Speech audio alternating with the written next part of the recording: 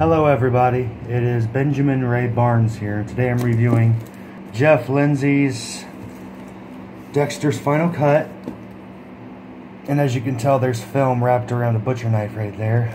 And Dexter is Dead by Jeff Lindsay, which is the final novel in the series. Right now I'm going to say I absolutely love the Dexter series. Dexter being probably one of the exceptions is I usually don't finish series. I usually get 1, 2, 3, get tired and just leave it. But I have to say Jeff Lindsay kept every novel fresh, dark, and a new kind of feeling of malaise going through the books.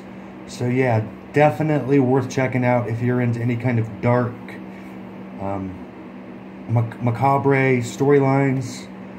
It's kind of, I got an odd feeling of it being kind of like Thomas Harris's The Silence of the Lambs trilogy, which I also loved. I mean, who doesn't love a serial killer as an anti-hero and a protagonist?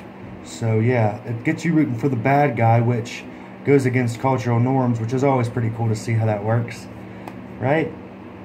Anybody that society kind of would isolate usually makes a good character, which I find to be the case with a lot of the dystopian stuff nowadays. What's the saying? One man's dystopia is another man's utopia.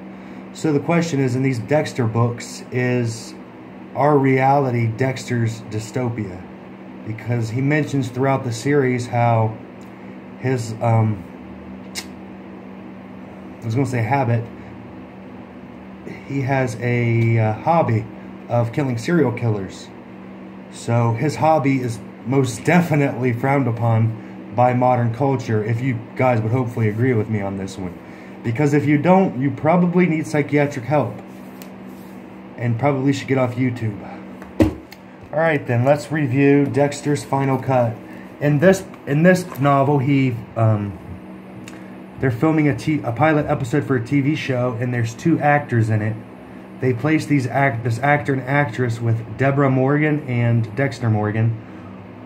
The male character is meant to be studying the part as a forensic pathologist, I believe. And then Deborah's character is supposed to be a foul-mouthed detective. And if you read the series, you'll realize that's pretty much what they are. But as the story goes on, Dexter actually starts to fall in love with this actress. The names and characters weren't very memorable because it seems like the female character's name is Jackie. I forgot, you know. I'm like, main characters are important. Excuse me. So let's get to Jeff Lindsay's Dexter's Final Cut.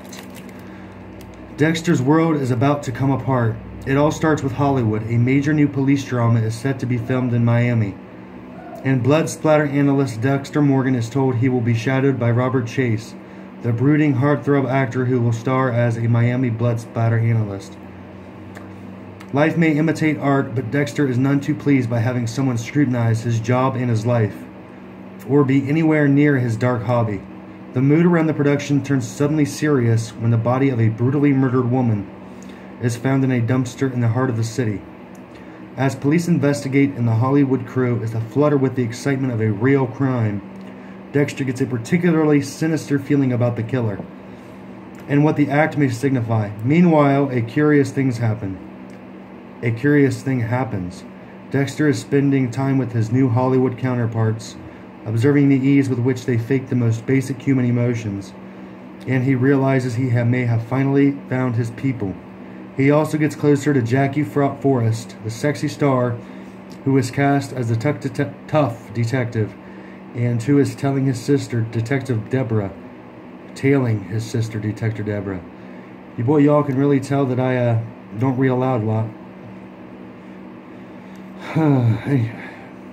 Who is tailing his sister, Detective Deborah, and soon he's tempted by the luxury of the 5-star life, and possibly by Jackie herself. Dexter is suddenly on a personal journey that leads toward the dark question of who he really is, and more alarmingly, on a course that will start his life forever. I think I gave this a 4-star review. It's Dexter's Final Cut. It's the next to the last book in the Dexter by Design, Darkly Dreaming Dexter. And the thing I like about it is a lot of the cover art and the titles. For instance, Dexter's Final Cut talks about a movie scene, so that was cool. Dexter by Design actually talks about a designer or a photographer in art. Dexter is Delicious is reference to cannibals, so he kind of gets like a Easter egg in every one of his novels on just the covers with the titles and the art. Now, Dexter is Dead. I bet you all can't determine what that one's about. Exactly, yeah, Dexter dies in this one. Spoiler alert, but the title itself ruined it for me when I was like looking at the first book. They say, the New Yorker said that one of the most likable vigilante serial killers in recent thriller literature. I love this book, but it was kind of more slower. In this book, it's actually really emotional because he ends up being put in jail, and he has a police detective who makes his life a living hell by faking all kinds of evidence. Anyone who's familiar with the storyline realizes Dexter is almost OCD about creating the perfect crime every time. This guy doesn't make mistakes. So a detective, Anderson, actually has to go through and frame Dexter, being so badly that he even actually fakes Vince Masuka's signature on forensic documents. The FBI comes in. The children get kidnapped. Oh, that is a spoiler alert. The children get kidnapped, which seems to happen, I think, 3 times so far. 2 or 3 times the kids always get kidnapped. Yeah, 3 times. 1, 2, 3. Possibly 4. People love to kidnap kids in these books, so it's kind of strange. But that is something that seems to be overarching. I mean, you'd think a sociopath wouldn't be so emotionally invested in his kids. But in this storyline, I think in some ways it goes to show you that not necessarily what you see is what you get with someone. And that's one of the things I really took from this book. Because this guy's supposed to be a cold-hearted serial killer. His family's just a cover. But as the character develops through the series, which he does, he develops amazingly through the storyline. This is just exciting. It's an exciting series, and I would really encourage people to check it out. The character develops great. All the characters develop through the storyline. That's if they live long enough. But they develop through the storyline. They develop through the storyline. And this is a huge spoiler alert. Shut it off now, because if you don't, you're going to get it ruined for you. He actually dies as a result of trying to save his family. So, go figure. In Dexter's Final Cut, his wife does get murdered. So there is that. And it's an odd, weird, triple murder, homicide kind of thing. It's just some weird love triangle results in a weird murder, results in a weird homicide. It's just kind of strange. But it is interesting. I mean, it's intricate. And the thing is, a lot of the small bits and pieces get wove together. And I'm happy to say there are absolutely... I don't think there are any plot holes in this series. So his editor, or Jeff Lindsay, did a really, really good job of wrapping the story up at the end. But they did leave a little bit of it open, so that would be kind of a thing at the end of Dexter is Dead. There might be another one. I doubt it, but who knows?